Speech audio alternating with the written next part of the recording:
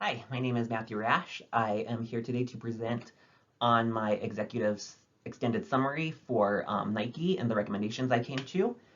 This is based off of the strategic analysis we've been completing over the past 7 weeks within our CLC groups.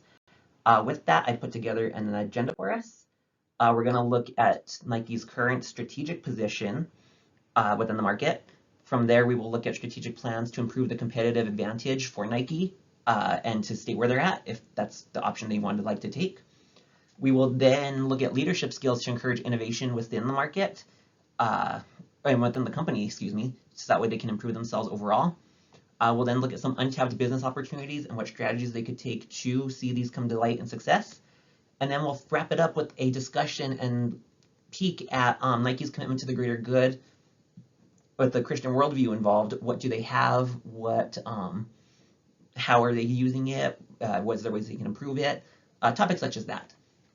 So jumping right in here, was we looked at the current position of Nike. We just want to do a quick overview of the history of the company. As we can see here, they were founded in 1964 as Blue Ribbon Sports. This was their former logo, of course. They rebranded to the name of Nike in 1971. That was a decision made by their president and owner and founder.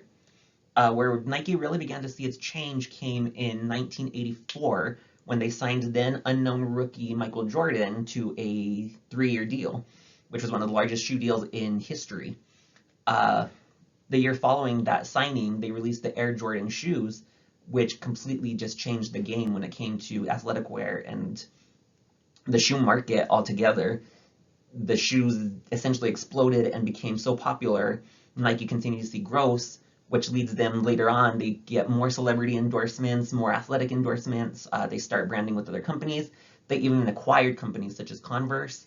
It's allowed them to establish this dominance over the market when it comes to shoe wear and even in sports in general. Nike is synonymous for being associated with sports. So looking at their current position, as previously stated, they are probably the largest and most dominant competitor on the market right now. One of the reasons for this, they've been able to maintain and generate revenue despite any setbacks that come in from whichever, factors happen, whether they're internal or external. I mean, we think about COVID-19 example, how that hit every company very hard, and yet Nike continued to dominate with it. Looking at their internal conflicts that they've had, there's controversies on the use of forced labor and sweatshops, and it's created the controversy, but yet they still remain dominant. That they've allowed them to change themselves. We'll speak on that a little bit later. So again, we see like their ratios analysis. All their ratios are trending upward. There is one that could be a little concerning. It's not a major concern, but potential long-term debt is kind of treaded just downward between fiscal year 22-23. So it's something that would be addressed. We'll also talk about that in the upcoming slides as well. But with their worldwide position, or the worldwide recognition, it puts them in this position where they can be the global dominant leaders in the market to continue this expansion and growth and clear dominance over where they would like to be. So how can they keep where they're at? How can they maintain this competitive advantage? Plain and simple, we came to this conclusion as a group as well as my individual self for this assignment. Keep doing what you're doing. They are seeing success within the quality of their product. They have success within their name value. They have been expanding into new markets. There is no reason to change status quo if it's not causing negative effects, in my opinion. Such as the old quote says, if it's not broke, don't fix it. That's where Nike really is currently at right now. They need to just maintain the status quo, keep what they're doing, keep going forward because it's working. And a small change could lead to potentially catastrophic results. We're not sure. It's just better to keep this pace and continue on this path. As we can see here, I'm going to pull up a power slider thingy. For the matrices here, for the CPM matrix, we see they're scoring 4s. 1 out of 4 is the ranking, and they have 4s across the board on different things: sponsorships, financial profit, community engagement. Price competitiveness is the only one where they score a 2, which is due to the fact Nike can be pricey. However, with everything else doing so well, and it keeps their brand loyalty in place, they can allow themselves to be priced higher because they can back it up. We compare this with some companies such as Adidas here. We see they're at about a 3.33, and Puma sits at a 2.79. With this, Nike is almost at a 4, so they're clearly run away with it just in that competitive marketness. Here we see on the space matrix, we have Nike just totally dominating up here. The rest of the competition is just below that x-axis. So it really is just them. They've really changed the game and changed how they have done their marketplace ruling. We see even here, we look at this is the different perceptual maps. We've got the IE matrix here as well, just seeing their overall brand and looking at their different pieces within their different segments within the brand. And I mean, they're just dominating. I mean, those numbers all hovering around 2 or higher. It's really paying off for them. It's really working. It's definitely something that they need to consider, maintaining pace and not messing with. And again, here we just see on this perceptual map, they're the highest performing with the highest customer satisfaction. So it's paying off for them. So what leadership skills can come in to help innovate the company even more? One of the suggestions that we've come to the conclusion, and I've done for the summer as well, maintaining strong leadership. The strategy they have in place right now is working. The company isn't falling apart. Nobody's hair is on fire. It is worth keeping this strong leadership ability going. Part of that is addressing these uncomfortable topics. There are going to be controversies within the brand. Nike has faced plenty of them, and being able to address those head on, admitting when you're wrong, trying to get yourself to dedicate yourself to doing what's right, that's what's going to matter in the end. The long-term debt is another one, as we mentioned earlier. It's tough to think about it for a company that's so competitive and so dominant that they might have that issue in the future. So having that strong leadership is important for them to maintain themselves going forward. Creation of new leadership roles, as we'll mention in a few more slides as well. These are just things that will keep the company in the position to continue to innovate and grow into the future.